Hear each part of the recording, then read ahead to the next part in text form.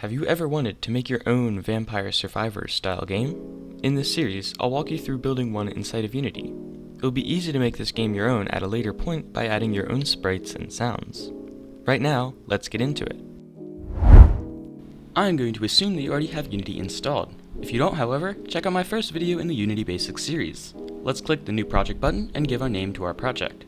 I'm going to name it Vampire Survivors Clone, but you can name it to whatever you want. Then, let's change the project to be a 2D project and select the newest editor version. I'm going to be using Unity 6, but any version will work fine. Then, we will click the Create Project button and wait for our project to load. Once we are inside of Unity, let's create a 2D object, sprite square.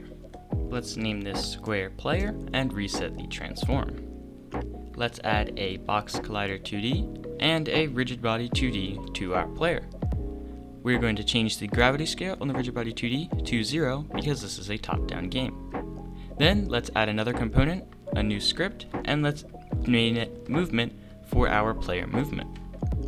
Then we can open up this script in our choice of coding editor, and this is the sample script. Let's first create a float named speed.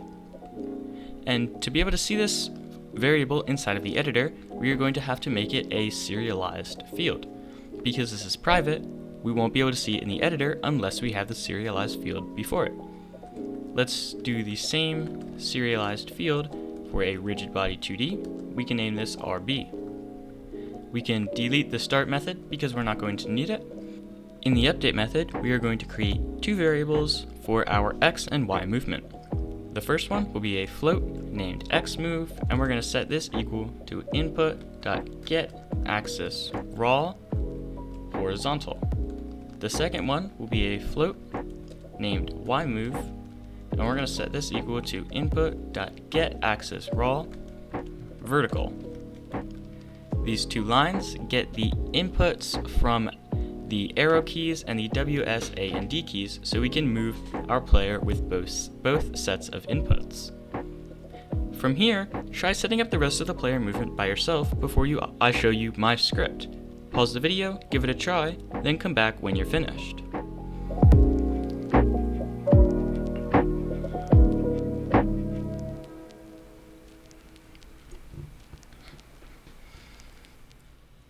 We will create a vector2 variable named movement, set this equal to a new vector2, and for the x, we're going to do xMove, and for the y, yMove. Then, let's set our rigid body dot linear velocity equal to movement.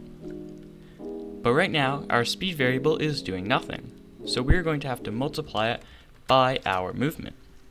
So we can do that. Now, the player will be multiplied by the amount of speed that we have.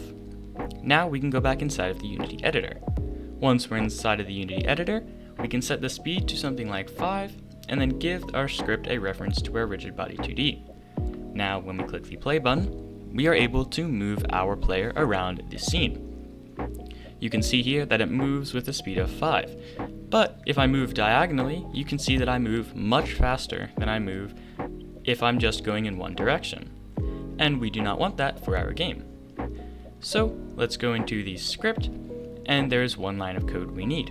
This movement vector needs to be normalized. So we can do dot normalized after that to normalize the vector, so that means we won't go faster if we are moving diagonally. So now we can go back inside the Unity editor and test this again. Now, once we move diagonally, even with the same speed, it moves the same speed as just moving one direction instead of double the speed. But right now, the camera does not follow the player at all, and it would be nice to have the camera to follow the player, so we can do just that. Let's go to add the window and package manager, and search for the Cinemachine package in the Unity registry. Then we are going to click install to install this package into our Unity project. Once Cinemachine has been installed, we can exit out of that window and create a Cinemachine targeted follow camera. I'm going to name this follow camera, and there are lots of different things on this follow camera. what we want to look at right now is the tracking target, and this is the object for the camera to follow. I'm going to drag the player transform into there and change the lens down to something like 8. The lens is how big or how small the camera is. And for us to be able to see the camera in action, we will need a background object. So let's create a 2D object sprite square. Let's move this to the corner of the screen and then scale it up just a little bit. Now when we click the play button to enter play mode, we are able to move our character around, and you can see that it goes closer and farther away from the square because the camera is following and centering the player in the center position of the screen. Now all that's missing from our game is sprites. You can go to this link right here. I will put a link in the description of this video to download this dungeon pack sprites we can use in this project. I am going to take this sprites folder and just drop it into my Unity project. And once this is inside of my Unity project, there is lots of things in here, and for right now, we are just going to be using the floors stone. What we are going to do is create a 2D tile map, rectangular tile map. Just going to keep it as grid and tile map. And then the tile palette, which you can get to by going to the window, 2D, tile palette. I'm going to create new tile palette and name it the floor. I'm going to create this in the assets folder, and then I'm going to drag all of these inside of here and drag them inside of the assets folder, and you can see that I have a little set of tiles.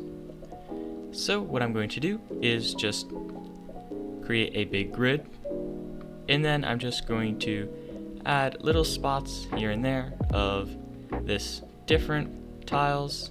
Maybe I'll just do a line of them at the floor, a few right here, and then you can just dot these around everywhere just so it looks a little random, which is the look we are going for here, because there's no real use to have anything other than that. Then we'll go to our player, and then we can go to the animation hero, and then I'm just going to go to the idle and drag in the first sprite right there into the player. I'm going to change the order and layer to 1 so he shows up in here, and if you go to the game view, then you can see that he is right there. I'm going to change the scale to 2 just so he is just a bit bigger, and that is just a bit much, so I'm going to change it down to 1.5. So you can change it to whatever you want though. Maybe I will change that later, but for right now that looks great. I'm going to delete this background square that we had before, and then click play to see our new sprites. And you can see I can move around with our new sprites, and they don't look very good without animations right now, but we can add those in a later video. We now have a moving player and a camera and new sprites in our game. In the next video, we'll add enemies to chase the player, so make sure you're subscribed so you don't miss it.